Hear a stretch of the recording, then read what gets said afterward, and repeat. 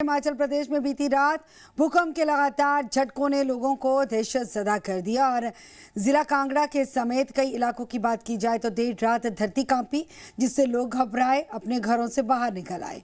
बताया गया है कि भूकंप का केंद्र चंबा जिले के भरमौर क्षेत्र के आसपास था और ये भी बता दें कि पहले झटके की तीव्रता 4.8 और उसके कुछ समय बाद आए दूसरे झटके की तीव्रता 4.9 दर्ज की गई और इसके अलावा एक और झटका महसूस भी किया गया और जिससे लोगों में भय का माहौल पैदा हुआ। राहत की हालांकि बात है कि अब तक किसी बड़े जान माल के नुकसान की कोई सूचना नहीं मिली है, लेकिन कई क्षेत्रों से मकानों में दरारें आने की खबरें जरूर सामने आई। वहीं पर पालमपुर के सिविल अस्पताल की अगर बात की जाए तो भूकंप की वजह से सीलिंग का एक हिस्सा गिर गया, जिससे अस्पताल प्रशासन भी सतर्क हुआ। भूकंप के झटकों के बाद कई लोग घंटों तक घरों से बाहर खुले स्थानों पर बैठे रहे। प्रशासन हालात पर नजर बनाए हुए है, प्रभावित क्षेत्रों से जानकारी जुटाई जा रही है।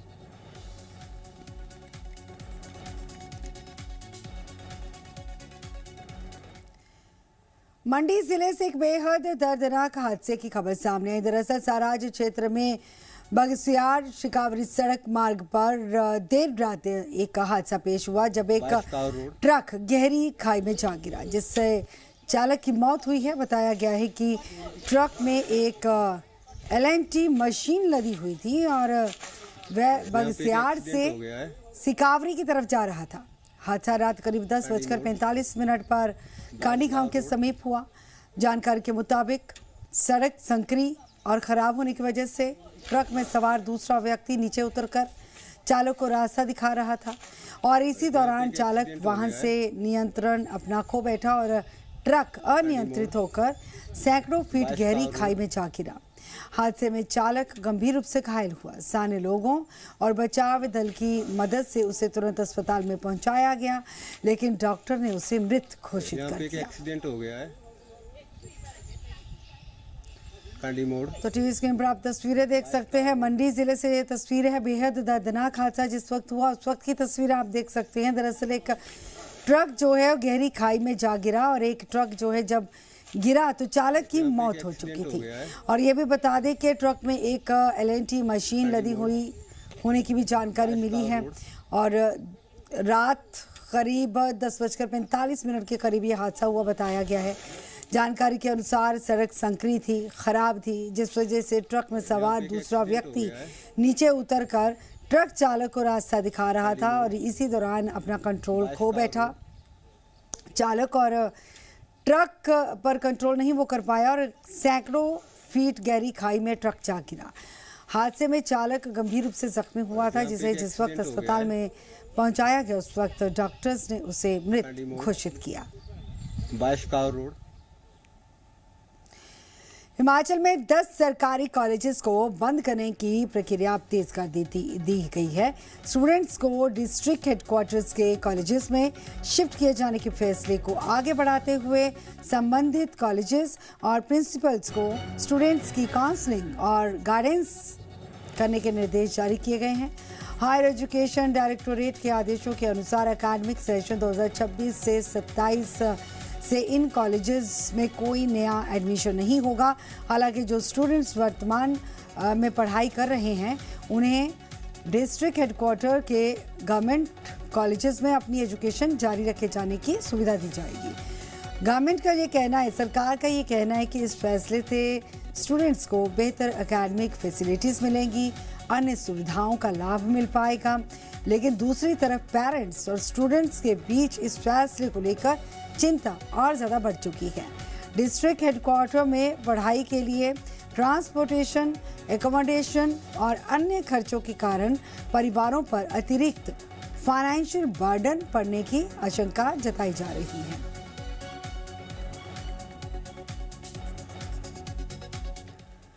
कुल्लू जिले के भुंतर क्षेत्र का रुख करेंगे, जहां पर ब्यास रिवर में हुए दर्दनाक हादसे में लापता एक युवक का शव पुलिस ने बरामद कर लिया है और शव को पोस्टमार्टम के बाद परिवार को सौंप भी दिया गया है, जबकि एक अन्य युवक गंभीर रूप से जिसे अस्पताल में दाखिल करवाया गया।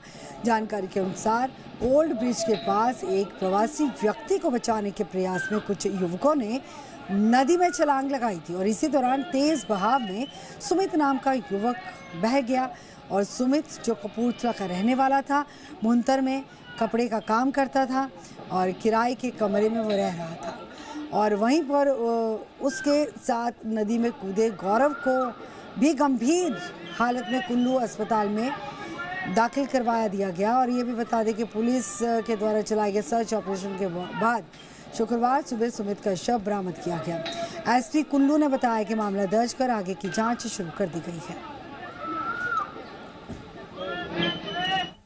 पिछले कल शाम के वक्त स्थानीय थाने में भुंतर में सूचना मिली थी कि दो युवक जो हैं वो नहा रहे थे। उनमें से एक युवक जो था वो पानी में डूब गया। उसको बचाने के लिए उसके जो साथी थे वो साथ में डूबे। जो लड़का डूबा था स्टार्टिंग में उसको तो बचा लिया गया, लेकिन उसको बचाने के लिए जो दो लड़के और कूदे थे उनमें से एक सुमित नाम का, जो कपूरथला का रहने वाला है, जिसकी उम्र 18 साल है, वो पानी के तेज बहाव में बह गया था, जिसकी डेड बॉडी जो वो पुलिस और स्थानीय प्रशासन ने मिलकर आज सुबह प्रातः जो उसको निकाल लिया था वहां से और उसका जो पोस्टमार्टम करा के जो अगली कार्रवाई जो वो की जा रही है। शिमला में डिस्ट्रिक्ट काउंसिल मेंबर के शपथ ग्रहण समारोह की अगर बात की जाए तो इस समय भारी हंगामा उस वक्त पैदा हुआ जब प्रशासन के द्वारा मीडिया कर्मचारियों को कवरेज किए जाने से रोका गया और सदस्यों के जो परिजन हैं उनको भी कार्यक्रम में आने की अनुमति नहीं दी गई। और इसी फैसले के बाद मौके पर मौजूद जनप्रतिनिधियों और उनके समर्थकों में नाराजगी बढ़ी। माहौल काफी तनावपूर्ण हुआ और कार्यक्रम समाप्त होने के बाद बीजेपी नेताओं और कार्यकर्ताओं ने जिला प्रशासन के खिलाफ विरोध प्रदर्शन करते हुए डीसी शिमला अनुपम केशव का घेराव किया। नेताओं ने इल्जाम लगाया कि प्रशासन पारदर्शिता के खिलाफ काम कर रहा है, लोकतांत्रिक प्रक्रिया को सीमित किया जा रहा है और इसी दौरान पूर्व शहरी विकास मंत्री सुरेश भारद्वाज और राज्यसभा सांसद हर्ष महाजन भी प्रशासन के रवैये पर नाराजगी व्यक्त करते हुए नजर आए। उन्होंने कहा है कि अधिकारी सरकार के दबाव में काम कर रहे हैं, लोकतांत्रिक मूल्यों की अनदेखी हो रही है। अब पूरे इस घटनाक्रम के बाद राजनीतिक माहौल बहुत ज़्यादा गर्मा चुका है और ये भी बता दें कि जिला प्रशासन की कार्यप्रणाली पर गंभीर सवाल खड़े किए गए हैं।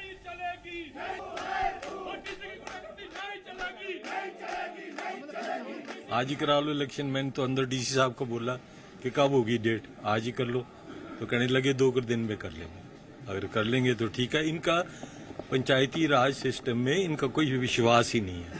पहले इन्होंने हाई कोर्ट में टाला केस, फिर सुप्रीम कोर्ट पहुंच गए, फिर हम पहुंच गए।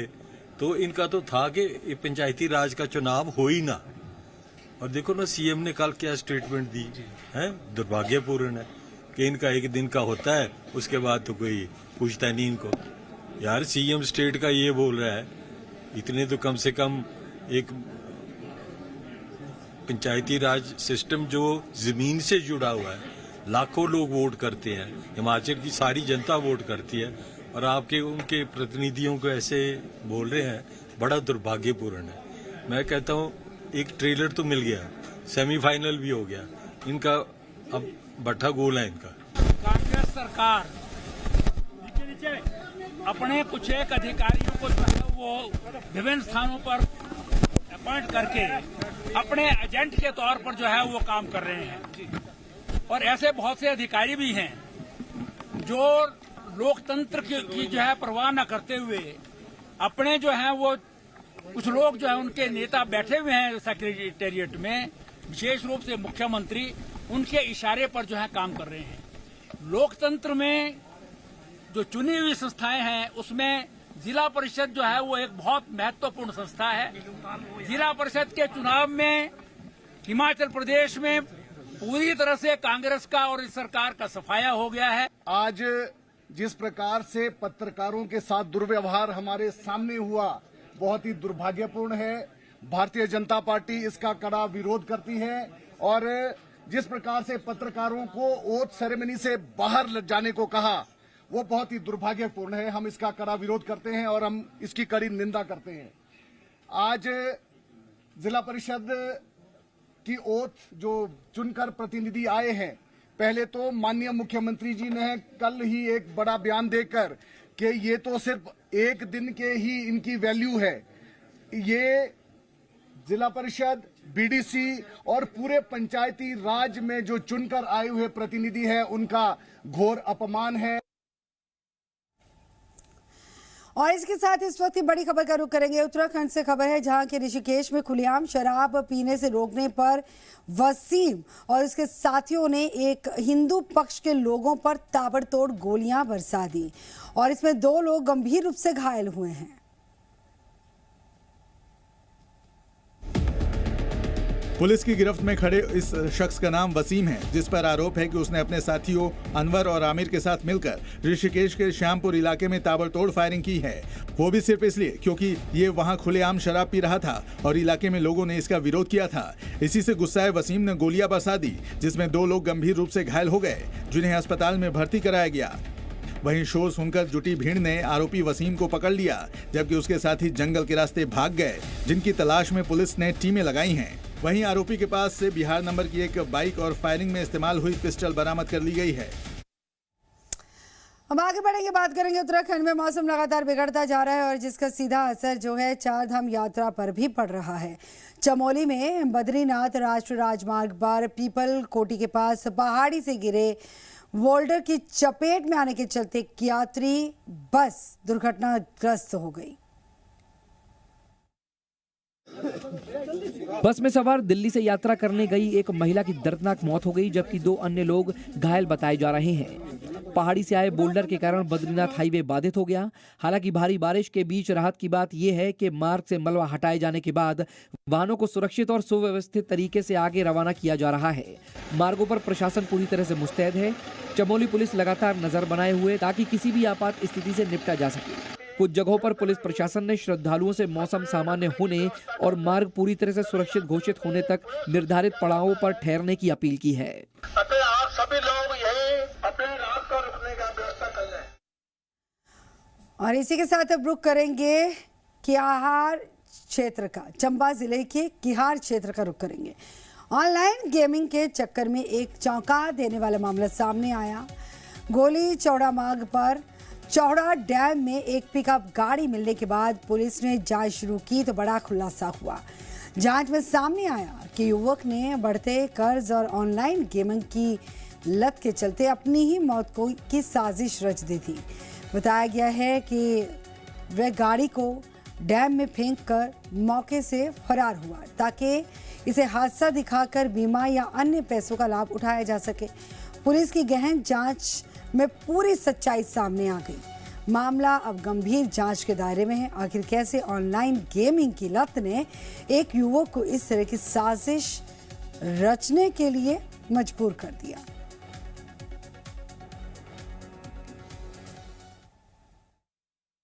बाकी हमें पता चला कि लड़का वो गाड़ी फेंक के कहीं चला गया था हमारे, और अभी इन्फॉर्मेशन मिली है कि वो बनी की चौकी में उसको बिठा लिया गया, ले आए हैं। तो आगे कार्रवाई करेंगे, कैसे गया, क्यों उसने सारे कार्य किया, आगे की इन्वेस्टिगेशन। लेन देन का केस था, वो ऑनलाइन गेम खेलता था, उसमें उसे बहुत सारा कर्जा हो गया था। उसी को छुपाने के लिए या उसी को उसको करने के लिए उसे सारी साजिश रची थी। मामला आया कि इसमें ऑनलाइन गेमिंग से उसने सारा 20-25 लाख का जो भी कर्जा किया था कर लिया था। तो सभी लोगों से, सभी बच्चों से या पेरेंट्स से करता हूँ किस तरह की लत ना लगाएं गेमिंग की, जिससे कि नुकसान हो।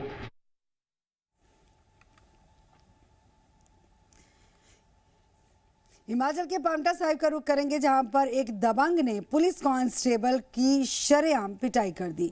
स्कूटी पर सवार एक कांस्टेबल का हेलमेट तक उसने तोड़ दिया। लोगों की मौजूदगी में गालियां तक दी गई। पुलिस ने हालांकि घटना से ये जो वीडियो आप टीवी स्क्रीन पर देख सकते हैं, घटना से जुड़ा हुआ ये वीडियो तेजी से सोशल मीडिया पर वायरल हुआ। उसके बाद आरोपी को आधे घंटे के भीतर गिरफ्तार भी कर लिया गया। पुलिस जवान हाथ जोड़कर माफ़ी मांग रहा है, लेकिन आरोपी उसे बड़ा आदमी होने का धौंस उस वक्त दिखा रहा था, बदसलूकी कर रहा था। लगभग 24 घंटे के बाद हुई कार्रवाई के बाद पुलिस कस्टडी में अब आरोपी फरमान पुलिस और हिमाचल प्रदेश सरकार से माफी मांगता हुआ नजर आ रहा है। जाने अनजाने में सर मैंने जो व्यवहार किया सर, इसके लिए मैं बहुत शर्मिंदा हूँ सर। मेरी लड़ने झगड़ने की कोई मानसिकता नहीं थी सर, बाई मिस्टेक सर मेरे से हो गए सर। इसके लिए मैं माफ़ी चाहता हूँ सर, इसके लिए मैं माफ़ी चाहता हूँ सर, हिमाचल पुलिस से भी और हिमाचल सरकार से भी सर। जाने अनजाने में सर मैंने जो व्यवहार किया सर, इसके लिए मैं बहुत शर्मिंदा हूँ सर। मेरी लड़ने झगड़ने की कोई मानसिकता नहीं थी सर, बाई मिस्टेक सर मेरे से हो गए सर। इसके लिए मैं माफ़ी चाहता हूँ सर, इसके लिए मैं माफ़ी चाहता हूँ सर, हिमाचल पुलिस से भी और हिमाचल सरकार से भी सर। शिमला में बारिश ने नगर निगम के दावों की पोल खोल के रख दी है। भीड़ भाड़ वाले इलाके के रास्ते पर बहता हुआ नजर आ रहा है बारिश का पानी। टीवी स्क्रीन पर देखिए तस्वीरें जरा, राम बाजार की तस्वीरें हैं। आवाजाही पूरे तरह से प्रभावित हुई तो लोगों की परेशानी का बढ़ना स्वाभाविक है। मानसून से पहले की बारिश में भी कई नगर निगम के दावे बहते हुए नजर आए। टीवी स्क्रीन पर आप तस्वीरें देख सकते हैं कि बारिश के चलते किस कदर हालात भरे रास्तों पर पानी ही पानी नजर आया। लोगों को आने जाने में बड़ी दिक्कतों का सामना करना पड़ा। पहाड़ी इलाका है तो जाहिर सी बात है कि फिसलन और ज़्यादा बढ़ जाती है। सिरमौर में पुलिस जवान के साथ मारपीट का जो मामला सामने आया था, उस मामले ने अब तूल पकड़ना शुरू कर दिया। इस घटना को लेकर police pensioner welfare association Sirmaur भी खुलकर सामने आ चुकी है। एसोसिएशन ने घटना की कड़े शब्दों में निंदा करते हुए आरोपी के खिलाफ सख्त कानूनी कार्रवाई की मांग उठाई है। एसोसिएशन के पदाधिकारियों ने पुलिस अधीक्षक को ज्ञापन सौंपा और दोषी के खिलाफ सख्त से सख्त कार्रवाई को सुनिश्चित किए जाने की मांग की। पोंटा साहब में एक सिविलियन व्यक्ति द्वारा, जो कि बाहरले प्रदेश यूपी राज्य का रहने वाला है, सरेआम पोंटा में मारपीट की गई है। तो हमें इस बात की घोर निंदा करनी है। पूरे एसोसिएशन की तरफ से घोर निंदा कर रहे हैं कि जो कल हमारे कांस्टेबल राकेश झिंटा के साथ पोंटा में वारदात हुई है, उसके लिए हम सभी जितने भी पुलिस पेंशनर्स है बहुत बुरी तरह से जो है नाराज हैं कि ऐसे शख्स को हिमाचल के अंदर कोई अनुमति नहीं देनी चाहिए जो ऐसी घटिया हरकत करते हैं। आज हम इस विषय में पुलिस अधीक्षक महोदय जिला सिरमौर से भी पूरा एसोसिएशन जाकर मिलेंगे और उनसे आग्रह करेंगे कि इस संबंध में जो मारपीट का संबंध हुआ है उसमें जो है उस इंसान के खिलाफ सख्त से सख्त कार्रवाई हो। अब बात करेंगे बिलासपुर जिले के गांव ऑयल निवासी शुभम की। और शुभम के लिए प्रदेश सरकार की मुख्यमंत्री सुख आश्रय योजना एक बड़ा सहारा बनकर सामने आई। दरअसल इस योजना के सहयोग से शुभम न केवल अपने पांव पर खड़े हुए हैं बल्कि कभी बेसहारों से जीवन जीने के लिए मजबूर थे। शुभम अब जीवन का एक नया अध्याय जुड़ चुका है। जीवन की कठिनाइयों से जूझते हुए 12वीं कक्षा तक की पढ़ाई उसने पूरा किया। उसके बाद रोजी रोटी के जुगाड़ के लिए हेयर ड्रेसर का काम सीखना शुरू किया। लेकिन यहाँ भी मेहनत तो थी ही शुभम की, लेकिन शुरुआत करना आसान नहीं था। और ऐसे में मुख्यमंत्री सुख आश्रय योजना शुभम के जीवन में उम्मीद की रोशनी बनकर आई है।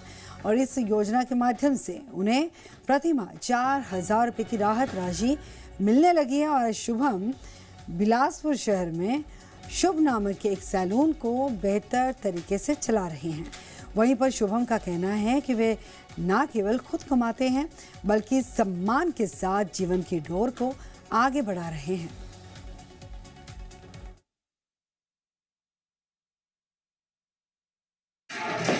मेरा नाम शुभम है। मैं बिलासपुर उड़ीसा का रहने वाला हूँ। मेरे माता पिताजी की मृत्यु बचपन में हो चुकी थी, तो उसके बाद हम दादाजी के साथ ही रहे। तो दादाजी की मृत्यु हो चुकी थी, तो उसके बाद हम बेरोज़गार थे और हमारे पास कोई इनकम सोर्स था नहीं। तो इसके अंतर्गत हमें एक सहायता मिली है जो सुख आश्रय योजना के अंतर्गत आती है। उसमें हमें 4,000 रुपये महीना और 2 लाख रुपये की सहायता मिली है, जिससे मैंने अपना सैलून ओपनिंग की है और इससे अच्छी इनकम सोर्स मुझे हो रही है। इसके लिए मैं सुखविंदर सिंह सुक्खू जी का बहुत बहुत धन्यवाद करता हूँ। और इसके साथ बात करेंगे हमीरपुर नगर निगम को जल्द ही अपना बढ़िया भवन मिलेगा और इसके लिए टाउन हॉल के साथ लगती जगह पर निर्माण कार्य को भी शुरू कर दिया गया है। करीब 19 करोड़ रुपए की लागत से बन रहे 3 मंजिला भवन में नगर निगम हमीरपुर का अपना कार्यालय, मेयर व डिप्टी मेयर के लिए अलग अलग से कार्यालय के अलावा विभिन्न विभागों के लिए भी कार्यालय बनाए गए हैं। वहीं पर निचले तल पर वाहनों के लिए पार्किंग की व्यवस्था की गई है और ऊपर तल पर एक बड़ा हॉल भी बनाया गया है जिसमें नगर निगम की बैठकों का आयोजन किया जा सकेगा।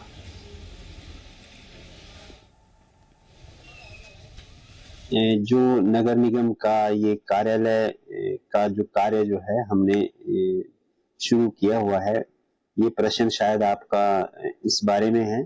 मैं आपको बताना चाहूंगा कि माननीय मुख्यमंत्री हिमाचल प्रदेश के द्वारा ये नगर निगम कार्यालय के लिए करीब 19 करोड़ रुपए का एक स्वीकृति जो है वो हमें प्राप्त हुई है, जो कि जिसके तहत जो है ये नगर निगम का कार्यालय, जिसमें मेयर का कार्यालय, काउंसलर्स के कार्यालय और एक मीटिंग हॉल, इस तरह से पार्किंग की व्यवस्था और पूरी तरह से टाउन हॉल की रेट्रोफिटिंग का सारा कार्य जो है होना अपेक्षित है। 18 महीने का जो है समय जो है वो रखा गया है और ये कार्य जो है आवंटित हो चुका है, शुरू हो चुका है।